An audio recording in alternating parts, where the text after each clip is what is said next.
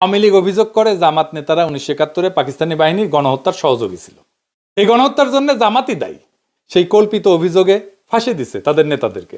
সেই একই অভিযোগ করে আজকের দিনে বিএনপি। 1971 সালে আমরা যে স্বাধীনতার যুদ্ধ করলাম পাকিস্তানিদের থেকে বেরিয়ে আসার জন্য, তখন আমরা আপনারা শুধু বিরোধিতাই করেন নাই, ওই পাকিস্তান সেনাবাহিনীর সঙ্গে হাত মিলিয়ে গণহত্যা করেছেন। এই কথা বলতে আমার কোনো দ্বিধা হয় না। কিন্তু খালেদা জিয়া সেই বিচার সম্পর্কে কি বলেছিল শুনেন।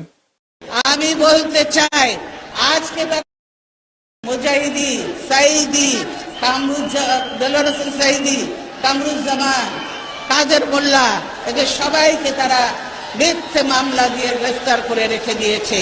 তারা ভেবেছে তারা স্বাধীনতা বিরোধী বলে তাদেরকে গ্রেফতার করেছে। আমি বলতে চাই, আজকে তারা যে অবস্থা করেছে, গোপন চুক্তি করে, স্বাধীনতার পরেও যে গোপন চুক্তি করেছে, স্বাধীনতা বিরোধী শক্তি হলো এই আওয়ামী লীগ, হলো স্বাধীনতা বিরোধী শক্তি, দেশের বিরোধী শক্তি হলো এই আওয়ামী লীগ। আগে তাদেরকে আগে ব্যবস্থা করতে হবে, তবেই এই দেশ নিরাপদ হবে, স্বাধীন হবে। শুনলেন তো, উনি বলছেন মিথ্যা, ওগুলো মামলা। আচ্ছা, মির্জা ফখরুল কি বলেছিল শুনেন। আমাদের এই আলেম উলেমা জামাত ইসলামের নেতৃবৃন্দ, আমাদের মৌলানা